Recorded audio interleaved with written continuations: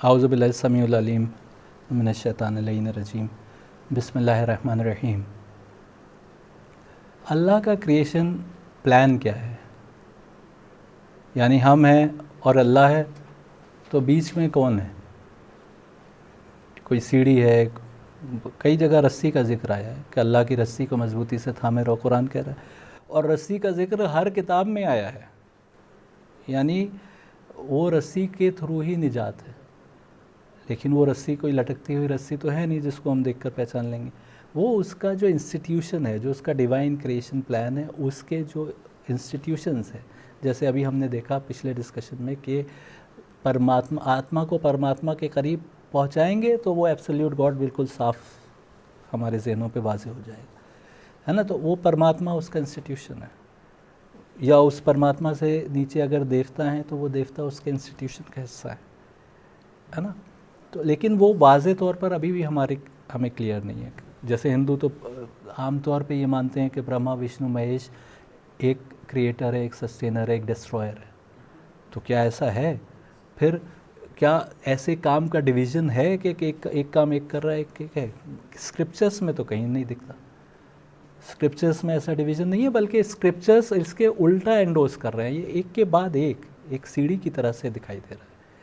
जैसे मैंने कहा, बार बार हम कह रहे हैं कि एक एब्सोल्यूट गॉड कादिर मुतलक खुदा ने एक मैनिफेस्ट सेल्फ क्रिएट किया।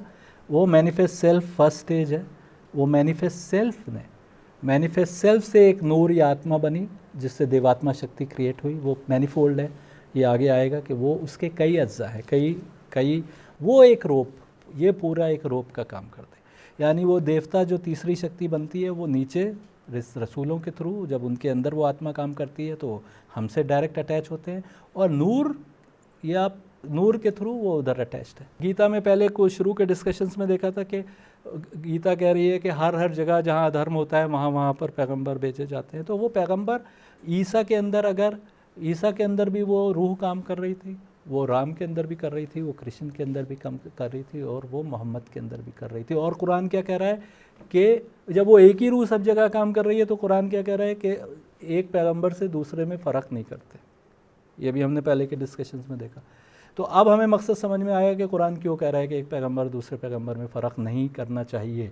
वो इसलिए नहीं करना चाहिए क्योंकि वो एक ही रूह है जो अलग अलग लोगों में काम कर रही है ना। उसने उस ज़माने में, उस ज़बान में, उस वक्त की ज़रूरत के हिसाब से टीचिंग्स पेश की, किसी और जगह के ऊपर वहाँ की ज़बान में और वहाँ की ज़रूरत के हिसाब से टीचिंग्स पेश की। और वक्त के साथ वही 7 अज्जा जो हर जगह नूर, बतौर नूर या बतौर रूह काम कर रहे थे, वो एक ज़माना आया कि वो एक के बाद दीगरे जब एक के बाद एक आए इंसानी जिस्मों में, तो हज़रत ईसा ने उसकी पेशिंगोई करते हुए कहा था स्पिरिट ऑफ ट्रूथ, यानी पूरी की पूरी वो जो स्पिरिट है उसके सारे अज्जा आ गए ज़मीन के ऊपर। तो अब हम ट्राइड का कॉन्सेप्ट कुरान ने नकारा है क्योंकि गलत बिलीफ थी। क्रिश्चियंस ने जब उसको, इसी कॉन्सेप्ट को क्रिश्चियंस ने अल्लाह और स्पिरिट और जीसस तक महदूद कर लिया। इसी कॉन्सेप्ट को कुछ और लोगों ने परमात्मा और कृष्ण तक महदूद कर दिया, और कृष्ण को बढ़ा के परमात्मा बना दिया, और ऐसे ही जो है राम तक किया, या बहुत से लोग समझ भी नहीं पाए। बुद्ध पेड़ के नीचे इबादत कर रहे हैं, और इबादत करते में क्या अल्लाह से क्या मांग रहे थे? एनलाइटनमेंट मांग रहे थे, यानी कुछ मांग रहे थे जो हमें नहीं मालूम। वो नूरानी नूर का अपने अंदर आ जाना मांग रहे थे, अपनी रूह को उस लेवल पे डेवलप कर रहे थे कि रूह जो है उनके अंदर काम करने लगे। और बाकायदा किताबों में मौजूद है कि बुद्ध ने अपना खाना जो है सामने बहती नदी में फेंक दिया कि अगर मुझे एनलाइटनमेंट मिलना है तो ये खाना बहाव से उल्टा बहे। उस वक्त तक नहीं मिली थी, और वो खाना बहाव से उल्टा बहता हुआ चला गया। तो उन्हें और, मेरे ख्याल में, और ज़ोर से इबादतों में और मशगूल हो गए होंगे, है ना। और ये भी मौजूद है कि जब बुद्ध को एनलाइटनमेंट हुई तो सबसे पहले उन्होंने सोचा मुझे ज्ञान मिल गया, और ख़ामोश बैठ के अब मैं जो हूँ इबादतें करूँगा। तो उनसे, उन्हीं लोगों ने, यानी वही देवताओं ने उनसे कहा, बुद्ध से, कि तुम्हें इसलिए नहीं दिया गया है कि तुम खामोश हो, बल्कि इन टीचिंग्स को फैलाओ। तो यानी बुद्ध ने एक डिसीजन लिया कि भाई, यानी बुद्ध की एनलाइटनमेंट थोड़ी सी शायद मुख्तलिफ थी। ये एक आदमी ये डिफरेंस भी हमें समझना पड़ेगा कि एक नबी है और एक रसूल है। रसूल भेजा हुआ है, नबी जो पाकीज़गी के एक लेवल पे चला गया तो उसे इल्हामी तौर के ऊपर उसके अंदर से रूह बोलने लग जाए या उसकी जिस्म को इस्तेमाल करने लगे। लेकिन एक वो है जिसमें वही 7 जो नूर के अज्जा हैं वो उसके अंदर काम करते हैं। तो यही रसूल भेजा हुआ है, नबी जो है नबी उस लेवल पर नहीं है। अब ये अल्लाह बेहतर जानता है कि बुद्ध जो हैं वो किस लेवल पर थे, लेकिन बुद्ध बहरहाल एनलाइटमेंट हासिल किए हुए थे। तो इस देवात्मा शक्ति जो कहा गया है, इसमें ये तक मुंडक उपनिषद कह रहा है कि उन 7 में से एक देवी है। अब 6 देवता हुए इसका मतलब, अगर एक देवी है तो। अब ये हमको समझना पड़ेगा, अभी बहुत सारी चीज़ें ऐसी हैं जो अभी हम नहीं समझ पा रहे हैं। और लोग उस वक्त इन सारे, जैसे हज़रत ईसा पेशिंग गोई कर रहे थे कि वो वो स्पिरिट ऑफ ट्रुथ आने को है, उसका इंतज़ार करो। बृहदारण्यक उपनिषद भी कह रहा है कि ये यानी किसी चीज़ का इंतज़ार हो रहा था। उपनिषद आने के बाद उस वक्त तक इंतज़ार हो रहा था जब उपनिषद लिखे गए। तो वो कोई आदमी मरते वक्त कहता है कि मेरे ज़माने में तो नहीं आए, ये लिखा हुआ है उसमें, मेरे ज़माने में तो नहीं आए। अपने बेटों से वसीयत करता है तुम्हारे ज़माने में आए तो तुम उनका साथ देना या उनके मार्ग पे चलना, जो भी। तो वो इंतज़ार हर ज़माने में था। और कुरान क्या कह रहा है? कुरान कह रहा है कि जिनको पहले किताबें दी गईं वो मोहम्मद को ऐसे पहचानते हैं जैसे बिल्कुल साफ तौर पे पहचानते हैं ना। तो कहीं ना कहीं ये सब लिंक्स हैं, कहीं ना कहीं ये सब एक ही इंस्टीट्यूशन का हिस्सा हैं। और उनकी तालीमात पर दीवारें बना बना के हम धर्म बना लिए और हम उन धर्मों में आज रचे बसे हैं और लड़ाई कर रहे हैं और एक दूसरे को मारने के लिए तैयार बैठे। तो हम समझे ही नहीं मकसद क्या है।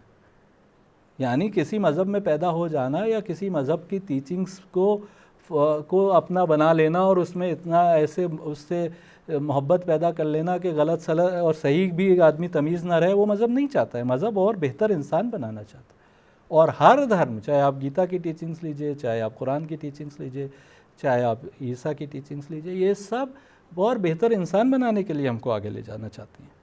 और उसमें ये दीवारें नहीं रखना चाहती हैं, बल्कि ये दीवारें हटा के सिर्फ इंसानियत के लिए और सिर्फ अल्लाह के जितने बंदे हैं, चाहे इंसान और इंसान के अलावा जो और बंदे हैं, उनके लिए इंसान सबको एक समझने लगता है। गीता कह रही है कि जो जानकार है, जो जान गया है, वो कुत्ते में और कुत्ता खाने में और ब्राह्मण में फ़र्क नहीं करता। तो आज हम क्या कर रहे हैं? यानी कहीं ना कहीं हम उस गीता का नाम ले रहे हैं, लेकिन उस गीता की टीचिंग से हम भटक कर दूर आ गए। हम कुरान के नाम ले रहे हैं और हम जो है बेगुनाह को आग लगा रहे हैं। आग लगाना क्या इस्लाम अलाउ करता है किसी को बेगुनाह को आग लगा के मार देना? या हम अपने ऊपर बम बांध के जो है ब्लास्ट किए दे रहे हैं जिसमें कितने बेगुनाह मारे जा रहे हैं। तो जब कुरान कह रहा है कि एक बेगुनाह का मारना पूरी इंसानियत के मारने के बराबर है, और हम उस कुरान के नाम पर हम बेगुनाहों को मार रहे हैं, पानी में डुबो के मार रहे हैं, अलग अलग तरीके से मार रहे हैं और वीडियो बना बना के दुनिया भर में दिखा रहे हैं। तो ये हम बहुत दूर आ गए अब। लेकिन अब हम अगर वापस टॉपिक की तरफ पलटे तो अब हमको ये देखना होगा कि ब्रह्मा, विष्णु और महेश, यानी मैनिफेस्ट सेल्फ और एब्सोल्यूट गॉड, और जो उसके नीचे जो नूर ब्रह्मा है, जो नूर, एक नूर जो बना जिससे और देवात्मा शक्ति क्रिएट हुई, वो ब्रह्मा है। ये तीनों का रिलेशन अब हम देखेंगे। नारायण उपनिषद, कृष्णा यजुर्वेद का कहता है, Om then Narayana the supreme purusha desired I shall create offspring from Narayana emanates prana manas the several organs of senses and action, akasha, vayu, Agni, ये सब कह रहे हैं। In Narayana they are absorb, उसी से निकलते हैं नारायण एब्सोल्यूट गॉड। जब उसने चाहा कि मैं ऑफस्प्रिंग क्रिएट करूं, द सुप्रीम पुरुष है ना, तो वो जो है उससे ये सब चीज़ें निकलती हैं। Then Narayan is eternal, Brahma is Narayan, Shiva is Narayan, Indra is Narayan, kaal time is Narayan, ये सब कह रहे हैं। और हुएवर नोज हिम दस becomes Vishnu himself, the Yajurveda teachers this. यानी नारायण द सुप्रीम पुरुष, सुप्रीम पुरुष की बात गीता में हो रही है परमात्मा के तौर पर, मैनिफेस्ट सेल्फ के तौर पर। और यहाँ क्या कहा जा रहा है नारायण उपनिषद में कि जो ये सब जानता है वो खुद ही विष्णु को पहचान लेता है, विष्णु बन जाता है ना। तो यानी नारायण जो है, जो पहला जो नूर ज़ाती है, जो मैनिफेस्ट सेल्फ है, उसका पहला वो जो है वो विष्णु है। तो यानी विष्णु जो है, अब हमको समझ में आया कि विष्णु कौन है। The Upanishad says clearly that when Narayana the supreme purusha decided to create further offspring then Brahma emanated from the Narayana. अब इस विष्णु से it says clearly Brahma emanated from Narayana. Brahma, अब माना क्या जा रहा है, ब्रह्मा विष्णु महेश एक लेवल पर 3 है, और यहाँ क्या कह रहा है कि नारायण में से यानी विष्णु में से ब्रह्मा फिर नमूदार हुआ है, क्रिएट हुआ है ना। और फिर उसके बाद ब्रह्मा के जो और अज्जा हैं, 7 सतुरुदिया यानी 7 रुद्र, 7 रुद्र जो हैं यानी वही सप्तऋषि। ये सप्तऋषि जो हैं ये उस एक जो नूर ब्रह्मा क्रिएट हुआ उससे ये 7 सप्तऋषि क्रिएट हुए, है ना। तो इससे क्या मतलब हो रहा है, 7 रुद्र जो है शिव का नाम है, और शिव जो है देवता है। तो ये 7 रुद्र मतलब देवता खुद वो रुद्र है, ये क्लियर हो रहा है। यानी अब हम ब्रह्मा विष्णु महेश को बिल्कुल एक का एक दूसरे से रिलेशन समझ रहे हैं कि ब्रह्मा एक नूर से जो 7 जो उसका ब्रह्मा के लिए कहा गया है कि वो one whose rope is manifold, उसके कई टुकड़े हैं, कई रोप के जैसे रस्सी के कई उसमें रस्सियों, एक रस्सी में कई रस्सियाँ होती हैं, वो बटी हुई होती है, उसी तरीके से 7 है।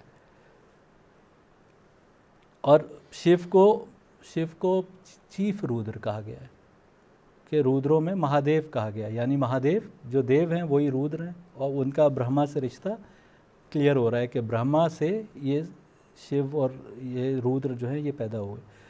और लेकिन ब्रह्मा से ऊपर मैनिफेस्ट सेल्फ यानी विष्णु। सुबला उपनिषद का खंड 2 देखते हैं। द आत्मा और द सेल्फ ऑफ पुरुष इज हिरन ज्योतिष और द गोल्डन और एफिल्जेंट light into which all the universe is divided. He divided Atma into 2 motis. Out of one moti the women was created, and out of the other man. Having become a deva, he created the devas. Having become a rishi, he created the rishis. अब जो देवता हैं वही ऋषि हैं, साफ हो रहा है। आज तक ये लोग नहीं जान पाए होंगे कि 7 ऋषि और वो जो देवता हैं वो एक ही हैं, क्योंकि देवता तो असंख्य मानते हैं। लेकिन यहाँ क्या हो रहा है कि हैविंग बिकम अ देवा he created the devas, और having become a rishi he created the rishis। और वो हिरन ज्योति, सबसे पहले उसने क्या क्रिएट किया, नूर ज्योति, गोल्डन लाइट, सोने की रंग की रोशनी वो क्रिएट करी, और उस लाइट में पूरी यूनिवर्स एब्जॉर्ब है, into which all the universe is divided। He divided आत्मा इंटू टू मोटीज, और उस आत्मा को 2 हिस्सों में बटा, एक में से एक फीमेल मोटी क्रिएट हुई, और अभी आगे आएगा कि 7 में से एक देवी है। और यहाँ ऋषिस की क्रिएशन की बात हो रही है और देवताओं की क्रिएशन की बात, और ये दोनों एक ही हैं, ये साफ हो रहा है कि जो 7 ऋषिस हैं वही 7 देवता हैं। अब अमृतनाद उपनिषद, ये खुदा मैनिफेस्ट सेल्फ और हमारे बीच की जो रिलेशनशिप है उसको और वाजे कर रहा है। The wise having studied the shastras and reflected on them again and again and having come to know Brahman should abandon them all like a fire brand. जिसने ईश्वर एब्सोल्यूट कादर मुतलक खुदा को पहचान लिया, उसको शास्त्रों में से जिसने पढ़ते हुए, यानी जब शास्त्रों में से पढ़ रहा है तो देवताओं को भी देख रहा है उसमें और मैनिफेस्ट सेल्फ को भी देख रहा है, सबको अलग कर दे, सबको छोड़ दे। Having ascended the car of Om with Vishnu, Vishnu के साथ एक लेवल तक चलना है परमात्मा के साथ, और परमात्मा के साथ एक लेवल तक चलेगा तो एब्सोल्यूट गॉड सामने कादर मुतलक खुदा उसे दिखाई दे जाएगा। One wishing to go to the seat of Brahmalok, intent of worship of Rudra should go in the chariot so long as he can. उस गाड़ी में उसको वहीं तक जाना है जहाँ तक जा सकता है, उसके बाद कार को छोड़ दे, गाड़ी को छोड़ दे, और वो वहाँ पहुँच जाएगा जहाँ उसका मालिक, उसका जो है हाकिम वो विराजमान है, वो है।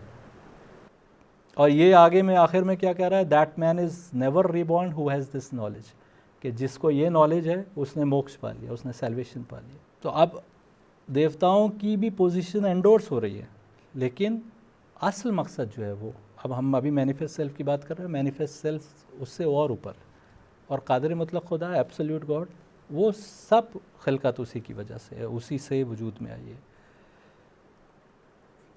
अब यहाँ श्वेताश्वतरा उपनिषद बहुत ही इंपॉर्टेंट उपनिषद है। O ye who know Brahman presided over by whom do we live different conditions and pleasures and other than pleasures, यानी पेन। और उसके आगे के वर्ष में कह रहा है कि तीसरे वर्ष में, those who followed after meditation and contemplation saw the devatma shakti self power of the divine hidden in its qualities, he is one who rules over all these causes from time to soul, him the self power whose one rope is manifold. मैंने कहा था एक रस्सी से कई रस्सियां हैं उसमें, असल में वो 7 हैं, लेकिन यहाँ पर क्या कह रहे हैं कि वो सबसे ऊपर वही है उस, और वो जो देवात्मा शक्ति है उसकी एक रस्सी जिससे कई रस्सियाँ, जिसके जो मैनीफोल्ड है, उसके कई अज्जा हैं, वो उसको हमको उसके रास्ते आगे बढ़ना है, और वो देवात्मा शक्ति है। और उपनिषद ये भी कह रहा है कि यही सेल्फ पावर जो है, जो देवात्मा शक्ति है, सारी कायनात, देवात्मा शक्ति को भी इसी ने खल्क किया है, अल्लाह ने खल्क किया है। सारी कायनात इस देवात्मा शक्ति चलाती है अल्लाह के बिहाफ पे। ये नहीं समझा जा सकता कि अब ये चला रहे हैं तो अल्लाह का रोल ख़त्म, उसका सिस्टम का हिस्सा है। जैसे मैंने कहा मलकुल मौत जो है वो रूह कब्ज़ करता है, तो आप ये नहीं कह सकते कि अल्लाह नहीं करता, वो उसके सिस्टम का हिस्सा है अल्लाह के। तो इसी तरीके से ये जो देवात्मा शक्ति है ये अल्लाह के बिहाफ पर सारी कायनात को चलाती है। और बल्कि वो जो एवोल्यूशन के प्रोसेस की बात करें तो सब कुछ उसी एक के बाद एक, एक के बाद दीगरे होता चला जा रहा है, एक के बाद एक। तो ये रस्सी जो है ये हमको कहाँ ले जाएगी? ये रस्सी हमको उसी एब्सोल्यूट गॉड, इम्पेरिशेबल खुदा तक लेकर जाएगी। और ये देवात्मा शक्ति जो है ये कनेक्शन का काम करती है हमारे बीच में, क्योंकि ये देवता जो हैं ये दोनों तरीके से, जिस्म में भी अभी हमने कहा कि जिस्म में भी हमारे सामने, हमारे अंदर भी इनका रोल है। और ये हमारे अंदर से भी हमको गाइड कर सकते हैं और बाहर से भी जिस्मों में भी गाइड करते हैं। तो इनका मकसद क्या है कि ये हमको उस एब्सोल्यूट गॉड, पहले परमात्मा और परमात्मा से उस एब्सोल्यूट गॉड तक लेकर जाते हैं। ये इनका मकसद है। अगर आप देखिए तो जहाँ जहाँ भी ये ईश्वरीय नुमाइंदे आए हैं उन्होंने सिर्फ़ और सिर्फ उस तक ले जाने की ही बात करी है।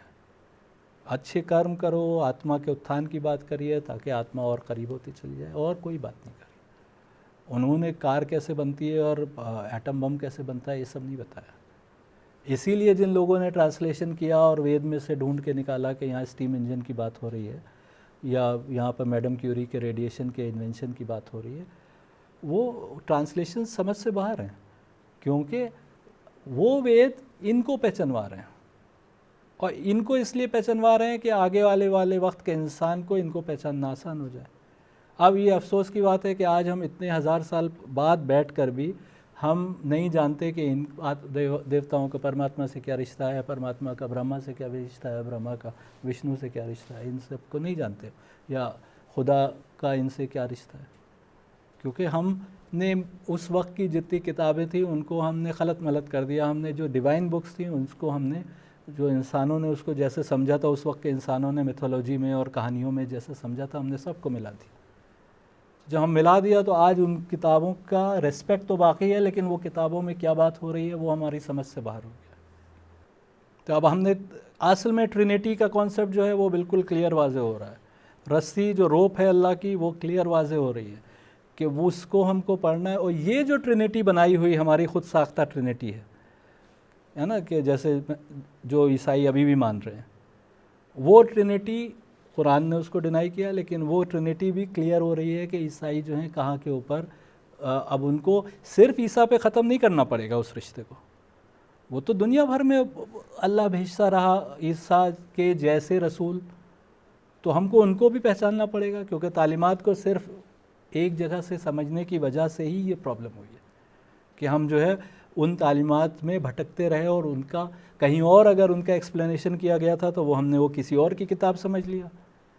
यानी अभी हम देख रहे हैं कि कुरान में हमने रूह का कॉन्सेप्ट को, अगर हम सनातन धर्म की किताबों को नहीं समझे तो हम नहीं समझ सकते। और इधर अगर हम बहुत सारी चीज़ों को नहीं देखें जो कुरान में बयान की गई हैं, तो हम ये देवता कौन है ये भी नहीं पहचान सकते, और देवताओं को अल्लाह से क्या रिश्ता है वो भी हम नहीं पहचान सकते। तो जब हम इन्हीं किताबों को अपना समझकर, एक समझकर इबादत और आगे पढ़ाई स्टडी करेंगे तो ये सब दीवारें अपने आप गिरती चली जाएंगी और अपनी ही किताब से हम हक तक पहुंच जाएंगे। अब श्वेताश्वतरा उपनिषद में what is perishable is the pradhan, what is immortal and imperishable is hara. Over both the perishable and the soul, the one God rules. By meditating on Him, by uniting with Him, by reflecting on His being more and more, there is complete cessation from the illusion of the world. By knowing God, there is a falling all of fetters. When the sufferings are destroyed, there is a cessation of birth and death. By meditating on Him, there is a third state, on the dissolution of the body, universal lordship, being alone His desire is fulfilled. यानी जब आत्मा, हमारी रूह जिस्म से निकले, उस वक्त अगर ये नॉलेज है हमको, तो हमारी ज़िंदगी कामयाब है। और अगर ये नॉलेज लिए बिना, जो अल्लाह का डिवाइन प्लान है, जो अल्लाह की रस्सी है, उसको थामे बिना हम मर गए, तो फिर हमारी ज़िंदगी जो है वो हम मोक्ष और सेल्वेशन की बात नहीं सोच सकते। और यही श्वेताश्वतरा उपनिषद का 1:12 कह रहा है कि that eternal which rest in the self should be known truly, there is nothing beyond this to be known by knowing the enjoyer, the object of the enjoyment and the mover, everything has been said, this is the three fold Brahman. यही three fold ब्राह्मण है, यही खुदा तक पहुँचने की 3 सीढ़ियाँ हैं, या 3 रस्सियों के 3 जो है स्टेजेस हैं जिससे वो आदमी जो है खुदा तक पहुंच सकता है। और यही बार बार साबित किया जा रहा है। यानी कृष्ण जो है गीता में 11वें चैप्टर में जब अर्जुन को अपनी एक इमेज दिखाता है, कृष्ण नहीं, मतलब कृष्ण के अंदर जो परमात्मा जो आत्मा काम कर रही थी वो दिखाते हैं, तो अर्जुन कहते हैं, I see the devatas O god in your body and all the script, all the specific group of beings, Brahma the lord. यानी इनको समझ में आ जाता है कि ब्रह्मा जो लॉर्ड है, सारे सीयर्स जो और लोगों ने जो बहुत सारे खुदा बना रखे थे, वो सब परमात्मा से नीचे हैं, परमात्मा के अंदर हैं। वो इमेज दिखाने का मकसद ही ये था कि अर्जुन को समझ में आ जाए कि उस वक्त लोगों ने जिनको पूजनीय बना रखा था या जिनकी पूजा कर रहे थे, उनकी पूजा नहीं होगी, बल्कि परमात्मा उससे भी ऊपर है। तो ये इमेज दिखाने का जो गीता में दिखाई, उसका ये मकसद है। और एक जगह ब्रह्मा जो है वो भी मैनिफेस्ट सेल्फ के अंदर ही इस्टेब्लिश है, यानी मैनिफेस्ट सेल्फ यानी परमात्मा से ही ब्रह्मा की उत्पत्ति या वो निकला है, उसकी पैदाइश हुई है। 11वें चैप्टर के 16वें वर्ष में, I see you of boundless form on every side with multitudinous arms, stomachs, mouths and eyes, neither your end nor your middle nor your beginning do I see O lord of the universe.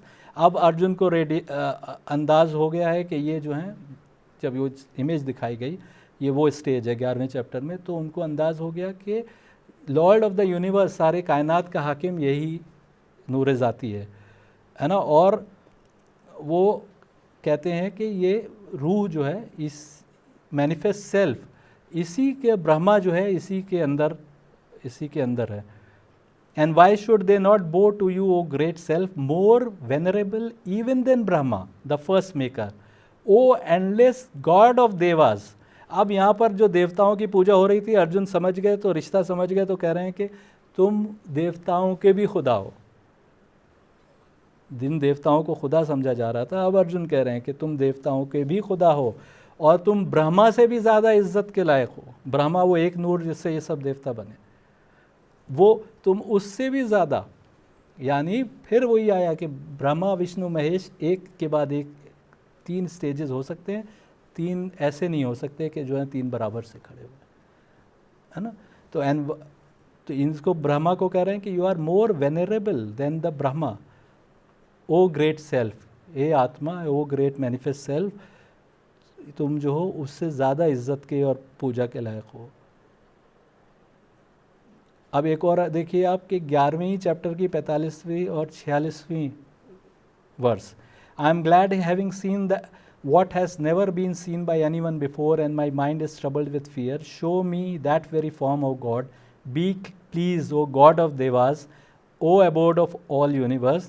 I want to see you even so diadem with mace and discus in your hand. Assume that very form with 4 arms, O thousand armed, O one of the universe, one of the universal form.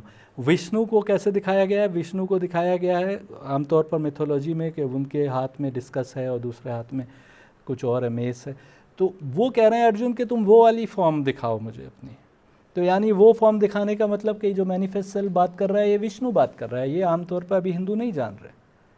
लेकिन ब्रह्मा, अभी बात हो रही थी कि तुम ब्रह्मा से ज़्यादा वेनरेबल हो, तुम ब्रह्मा से ज़्यादा इज्जत के लायक हो, और अब ये साबित हो रहा है कि यही जो बात कर रहा है यही विष्णु है, इसी को विष्णु कहा जाता है। तो यानी मैनिफेस्ट सेल्फ विष्णु है, जिसको हम नूरे ज़ाती कहेंगे उर्दू में, या वजल्ला कहेंगे अरबी में। और महेश थर्ड हाईएस्ट लेवल है, जिसको अभी हम बिल्कुल नहीं समझ पा रहे हैं। यानी बहुत हिंदुओं में इस वक्त ये सामने होने के बावजूद ये समझ नहीं आ पा रही। और परमात्मा कह रहा है कि प्रजापति जो है वो लॉर्ड ऑफ द पीपल है, लोगों का लॉर्ड है। प्रजापति भी वही आगे का जो क्रिएशन प्रोसेस है उसमें ब्रह्मा के लिए इस्तेमाल हुआ है। लेकिन फिर परमात्मा जो है उसके लिए कह रहा है, ये तीसरे चैप्टर में 10वें और 11वें वर्ष में, कि वो भी जो है और सारे देवता जो हैं वो उसके बाद में है, परमात्मा के बाद में है। और परमात्मा का जो है प्रजापति से रिश्ता भी साफ हो रहा है, क्योंकि जो प्रजापति की बात हो रही है तो वहीं पर देवताओं की बात हो रही है कि इसी से, जो प्रजापति ने जो क्रिएट किया, उसी से जो है देवताओं को ग्रेटिफाई किया जाता है। Those devas shall bestow on you all gratifications you desire. One who eats what is given to them without giving in turn to them, he is a thief indeed. अब आप देखिए कि देवताओं से ऊपर परमात्मा को साबित किया जा रहा है, लेकिन ये भी कहा जा रहा है कि अगर अपने खाने में से जो खाते हो वो देवताओं के सामने अर्पित नहीं कर रहे और तो तुम चोर हो। बिल्कुल साफ कहा जा रहा है। यानी देवताओं की पोजीशन को नकारा नहीं जा रहा है, क्योंकि जो देवता वो नहीं जो समझे हुए हैं लोग जनरली, जो देवता का जो महत्व है उसको एंडोर्स किया जा रहा है। और ये तक कहा जा रहा है कि अगर उनको खाना दिए बिना, अपने खाने में से नज़र किए बिना तुमने खाया तो तुम चोर हो, क्योंकि मतलब ये है कि सब कुछ उन्हीं का दिया हुआ है तो उसमें से थोड़ा उनके नाम पर नज़र करना है। लेकिन उससे ऊपर सब कुछ दे वही रहे कायनात में, लेकिन उनसे ऊपर वही खुदा नहीं है। जो दे रहे हैं वही खुदा नहीं है, वो खुदा के प्लान का एक हिस्सा है जिसको हमको समझना है ना। और मैनिफेस्ट सेल्फ देवताओं से ऊपर है, ब्रह्मा से ऊपर है विष्णु। और ऑल परवेडिंग वन, जो हर तरफ मौजूद है खुदा, वो सबसे ऊपर है, वो कादिर मुतलक है। और बार बार लॉर्ड ऑफ द देवास कहा जा रहा है, इसीलिए यही पहचानवाने के लिए कि उन देवताओं के आका, क्योंकि उन देवताओं को खुदा माना हुआ था। अब देखिए गीता समझना मुश्किल क्यों है, क्योंकि उस वक्त के लोग जिन देवताओं को खुदा मान रहे थे, आज हमारी ज़िंदगी में उन देवताओं का कोई रोल नहीं, हम जानते नहीं वो देवता कौन। तो हम गीता के मकसद को भी नहीं समझ पाते। अब जब गीता के मकसद को नहीं समझ पाते तो जो महाभारत में जिस तरीके से बातें हो रही हैं कि हस्तिनापुर के कब्ज़े के लिए जंग थी, तो हम उसी को मानते हैं, क्योंकि महाभारत के चैप्टर्स पढ़ते पढ़ते हम गीता पर आते हैं।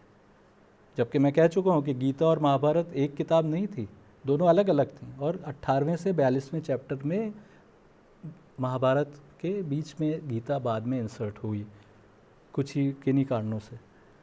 चाहे गीता की सैंक्टिटी कम करना थी या महाभारत की सैंक्टिटी बढ़ाना थी या ओवरऑल लिटरेचर का मास बढ़ाना था, या जो भी वजह हो।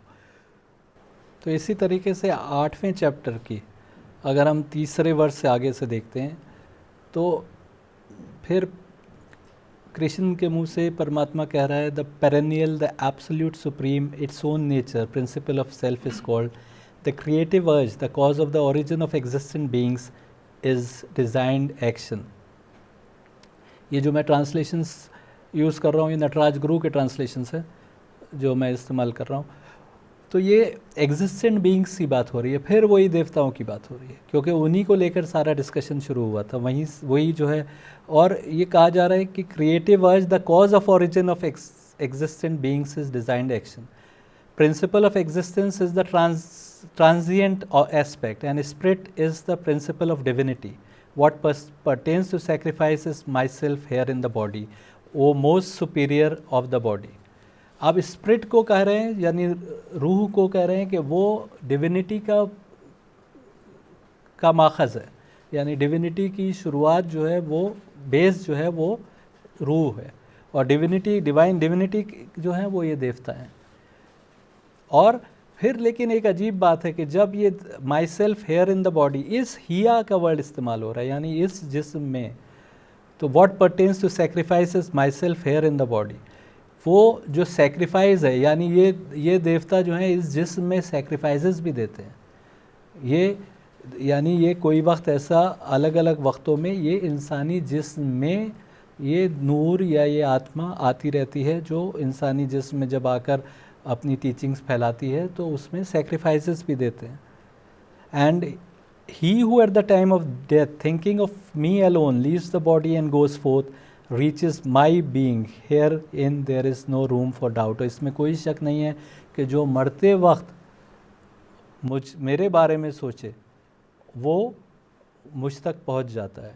All the worlds beginning from here to the world of Brahma are subject to phenomenal repetition, Arjun, but on reaching me, O son of Kunti, there is not another birth। सारी दुनियाएं बार बार repeat होती हैं, यानी आदम के बाद आदम, जैसे हमने कहा 994 आदम, 1000 मानवतार्स में से, क्रिएशंस में से ये 994वीं 994th क्रिएशन है, और ये रिपीट होती है। लेकिन जो उससे ऊपर पहुंच गया, जो परमात्मा तक पहुंच गया, वो इन सब दुनिया से बाहर हो जाता है, फिर उसको जो है इस दुनिया से कोई मतलब नहीं रहता। अब ये बात यहाँ भी कही जा रही है, जो अलग अलग उपनिषद, जो वेद में और पुराण में कही गई, 8th चैप्टर की 17th आयत में, those who know that the day of Brahma is 1000 unit periods in the cosmic cycle and the night of 1000 such units, they are understanders of the day and night principle. दिन और रात के principal को वो लोग जानते हैं जो ये जानते हैं कि ब्रह्मा का एक दिन 1000 यूनिट्स का होता है, यानी 1000 क्रिएशंस का होता है, और फिर उसके बाद जो रात होती है वो भी उतनी लंबी होती है, यानी 1000 क्रिएशन भर का जो दिन है उतना ही बड़ा एक पीरियड होता है जिसमें कुछ खल्क नहीं होता, जिसको रात कहा गया है। From the unmanifested all the manifested proceed, at the coming of the day, at the coming of night, they merge in that same name and unmanifested। उस unmanifested से एब्सोल्यूट गॉड से ही हर चीज़ प्रोसीड होती है, बाहर निकलती है जब दिन शुरुआत होती है। कायनात जो है, वही मैं कह रहा हूँ कि साइंटिफिक अगर साइंस पहुँच रही है बिग बैंग थ्योरी पर, तो बिग बैंग थ्योरी वो एवोल्यूशन का प्रोसेस है, जो खुद यहाँ कहा जा रहा है गीता में कि वो वहीं, लेकिन बेस है। खुदा को नकार के बिग बैंग थ्योरी अगर पहुंच रहे हैं तो गलत पहुंच रहे हैं। बेस वही खुदा है, उसी खुदा ने अगर कोई कॉन्सेप्ट क्रिएट किया है, कोई तरीका क्रिएट किया है, तो उस तरीके को हमको समझना होगा। और वो यहाँ पर भी कहा जा रहा है कि वहीं से हर सारी बीइंग्स निकलती हैं, अनमैनिफेस्ट से, और सब जब दिन ख़त्म होता है तो सब उसी में वापस समेट ली जाती हैं। अब एक और चीज़ जो गीता में 8वें चैप्टर के 24वें और 25वें वर्ष में है, वो ये नूर और जुल्मत का कॉन्सेप्ट। अभी हम इसको वाज़े तौर पर आगे देखेंगे, लेकिन नूर यानी जो नूर से हस्तियां हैं, जो देवता हैं वो नूर से हैं, जो उनका रूट वर्ड भी दिव्य है, लाइट है, और यहाँ भी कई बार कहा गया कि वो नूर जो है वो गोल्डन लाइट थी। और लेकिन उसके बरक्स एक और, उसके अपोजिट एक और नूर के अगेंस्ट डार्कनेस की बात हो रही है, लाइट के अगेंस्ट डार्कनेस की बात हो रही है। कुरान नूर के अगेंस्ट जुल्मत की बात कर रहा है। अब अगर हम मानते हैं, और ये यकीनन कुरान में है, कि जो कुछ कुरान के रसूल कुछ भी नहीं कहते सिवाय उसके कि जो अल्लाह की तरफ से कहा जाता है, और रसूल पूरी ज़िंदगी नूर से अपने को आइडेंटिफाई करते रहे कि वो नूर मेरे अंदर है, तो हमको ये समझना पड़ेगा कि कुरान में जो नूर की बात हो रही है वो वही नूर की बात हो रही है जो रसूल बता रहे थे। हम ये तो कुरान की आयत को नहीं नकार सकते कि कुरान की आयत कह रही है कि नूर जो है वो क्या रसूल जो है कुछ नहीं बोलते सिवाय उसके कि जो अल्लाह की तरफ से बोलते हैं। और वो कह रहे हैं बार बार कि वो नूर मुझ में है, बल्कि ये भी कह रहे हैं कि मैं और अली एक नूर के दो टुकड़े हैं। तो अगर हम वो नूर की बात कर रहे हैं तो हमको समझना पड़ेगा कि अगर उसके अपोजिट कोई बात हो रही है तो इस नूर के अपोजिट कोई ताकत जुल्मत है, हमको ये समझना पड़ेगा। और बार बार जो है यहाँ पर अगर लाइट की बात हो रही है तो यहाँ डार्कनेस की भी बात हो रही है गीता में। अब इसको नहीं समझ पाए लोग, वो ये समझे कि नॉर्दर्न, कई जगह जो है नूर और जुल्मत की बात ऐसे हुई है कि दाएं हाथ में और बाएं हाथ में अमल लेने वालों की जैसे बात हुई है। कई जगह सात्विक और तमसिक करके बात हुई है, तमसिक मतलब अंधेरा, डार्कनेस। कई जगह इसको जो है लाइट और डार्कनेस बात हुई है, कई जगह डे और नाइट बात हुई है। और गीता में नॉर्दर्न और सदर्न इस तरीके से बात हुई है। जैसे राइट और लेफ्ट की बात कुरान में हुई है, तो गीता में नॉर्दर्न सदर्न सोल्स्टिस और नॉर्दर्न सोल्स्टिस की बात हुई है। लेकिन अब उसको उस वक्त के लोग नहीं समझ पाए, तो वो ये समझते थे कि इन 6 महीनों में मर गए तो जन्नत में जाएंगे और बहुत अच्छा होगा और सैल्वेशन मिलेगा, और अगले 6 महीने में मरे, जैसे मरना उनके हाथ में था, तो अगले 6 महीने में मरे तो फिर जो है हम जो है गलत रास्ते पर जाएंगे।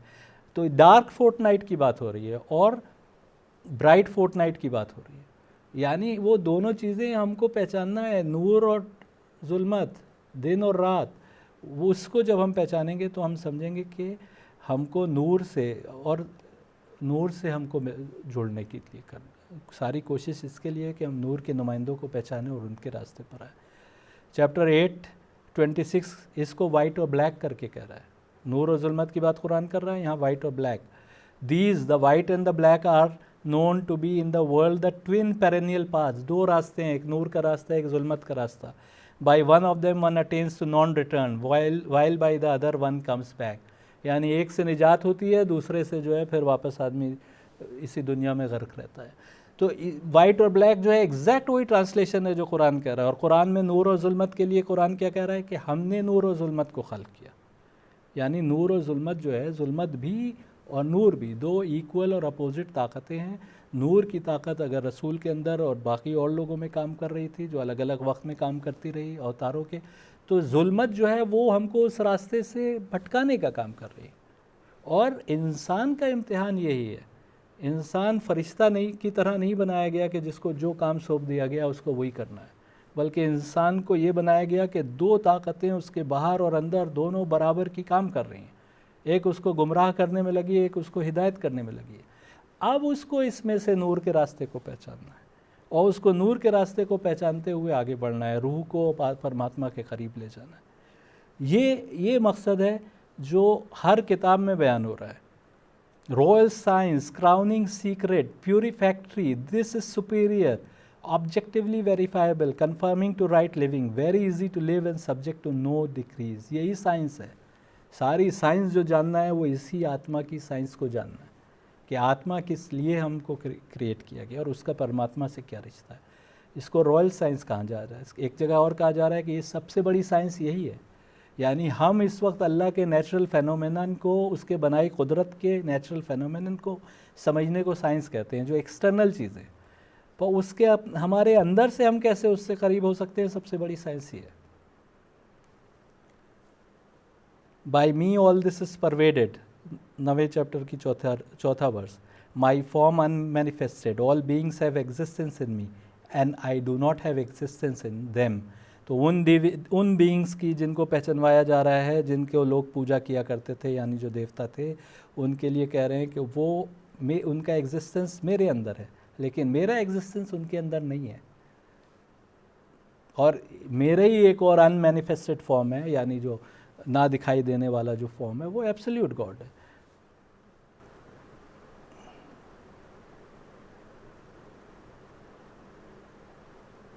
और कहा जा रहा है कि मैं ही unexpended primal source of all beings, सारी बीइंग्स का सोर्स, सारे देवताओं का सोर्स परमात्मा है। अभी उपनिषद में आगे हम डिस्कस करेंगे कैसे देवात्मा शक्ति वो इसी से बाहर निकली है, इसी से क्रिएट हुई है।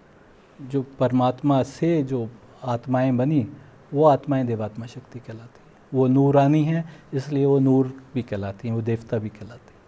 अब आइए आगे, एक और बहुत ही अहम बात गीता कह रही है। 10वें चैप्टर की 36वां वर्ष। अर्जुन ने क्या पूछा? O Hrishikesh, it is but right that the world is delighted in praising you, that demons fly in fear to every quarter, and that all host of perfected ones bow in adoration to you. अब अर्जुन सवाल कर रहे हैं, यानी अर्जुन को पता था ये बात कि वो जो हैं, जो बीइंग्स हैं, वो परफेक्ट हैं, यानी उनमें रिस्क इतना सा भी नहीं है, उनमें बुराई इतनी सी भी नहीं है। जिनकी पूजा हो रही थी। अर्जुन कहते हैं all host of perfected ones, वो जो परफेक्टेड हैं, जिनको परफेक्ट किया बनाया गया है, यानी उनमें बुराई नहीं है, क्योंकि नूर से ताल्लुक़ है इसलिए उनमें बुराई नहीं हो सकती। वो मुतलकन परफेक्ट है, अच्छाइयाँ हैं, और जुल्मत जो है वो मुतलकन बुराई की तरफ ले जाती है। अब यहाँ पर सूरह अहज़ाब याद आ जाता है, 33वें सूरह की 33वीं आयत, कि अल्लाह कुछ लोगों के लिए गारंटी ले रहा है कि हम उनको परफेक्ट कर दिया और उनको इम्प्योरिटी से, ना इतनी सी भी रिस्क से दूर कर दिया। और वो लोग कौन है? वो लोग हैं अहले बैत। And to purify you with thorough purification, उनको ऐसा परफेक्ट किया कि पूरा प्योरिटी, पूरी पाकीज़गी उनमें हो गई। And why should they not bow to you, O great self, more venerable even than Brahma, the first maker, O endless God of Devas, basis of the universe, you are the imperishable, one existence and non-existence, and what is beyond even that. You are the first of the Devas and the ancient spirit. अब Arjun define कर रहे हैं जो उनकी समझ में आया कि उनको तो आपके आगे झुकने ही चाहिए। वो जो परफेक्टेड वंस हैं वो भी आपके आगे झुकते हैं, वो भी आपकी इबादत करते हैं। और कुरान, जैसा हमने कहा कि कुरान भी उनकी बात कर रहा है और आगे उनको पहचानवाया भी जा रहा है कि वो साथ हैं। अब कोई कहे कि देवता असंख्य है तो यहाँ तो पहचानवाया जा रहा है कि you are Vayu, Yama, Agni, Varuna, Shashanka, Prajapati and the great grand sire. 7 लोगों की बात हो रही है। ये सब देवता हैं। वेद में वायु देव की बात हुई है, वेद में अग्नि देव की बात हुई है, वेद में वरुण देव की बात हुई है, वेद में प्रजापति की बात हो रही। इनमें से कुछ नाम ऐसे हैं जो शायद वेद में ना आए हों, लेकिन बाकी की बात हो रही। तो ये देवता है। अब इनको बहुत अलग अलग नामों से लोग जानते थे और पहचानते थे, और उनका हर देवता के सैकड़ों सैकड़ों नामों से लोग याद करते थे। वो ऐसे ही नाम थे जैसे नाम नहीं थे, वो एपेलेशंस थे। वो जैसे सिफात थी उनके कैरेक्टर की। जैसे हमने डिस्कशन में कहा था कि अल्लाह के नाम नहीं है 99, अल्लाह की सिफात है, हम उनको नाम बोलते हैं। तो ऐसे ही उनको अलग अलग सिफ़तों से, अलग अलग उनके एडजेक्टिव्स यूज़ करके लोग उनको पहचाना करते थे, उन देवताओं को। और इस वजह से जब वो लिंक्स ख़त्म हो गए तो हमने हर एडजेक्टिव को एक अलग देवता समझ के हमने कहा कि वह असंख्य है। यानी देवी का पुराण में आया है कि उस एक देवी को 100 से ज़्यादा नामों से बाकायदा लिखा हुआ है कि इन नामों से इन जगह पर याद किया जाता है।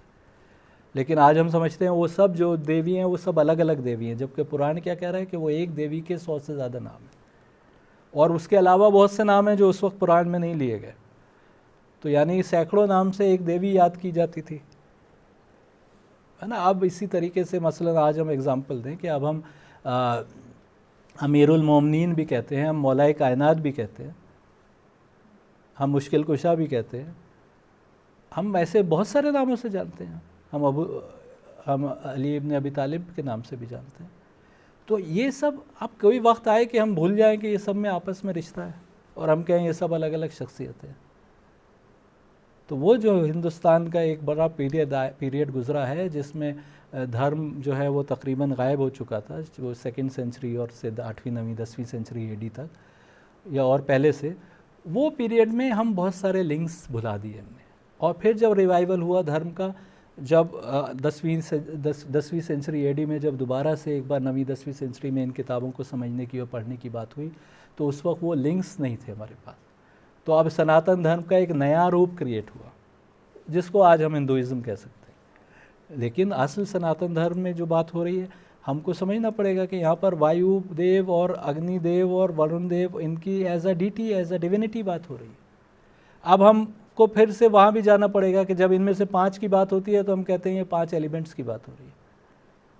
5 एलिमेंट्स के साथ जब 7 की बात होती है तो हम उसमें उन 5 एलिमेंट्स में जिसमें वायु और पृथ्वी और अग्नि है, उसमें हम जो है ईगो को जोड़ते हैं, उसमें हम अक्ल को जोड़ते हैं, ये 7 कर देते हैं हम इनको जोड़ के। क्या ईगो का ताल्लुक़ किसी भी तरीके से पृथ्वी से जोड़ा जा सकता है? कोई लिंक बन सकता है? लेकिन क्योंकि हम नहीं समझ पाए, हमने वो 5 की बात इतनी ज़्यादा हो रही थी, वो अभी आगे डिस्कशन में आएगा, तो उन 5 को जो है यहाँ तक कहा जा रहा था, छंदोग्या उपनिषद कह रहा था कि ये जो है they are the gatekeepers of heaven. वो जन्नत के द्वारपाल, दरवाजे पे खड़े हैं, गेट कीपर्स हैं।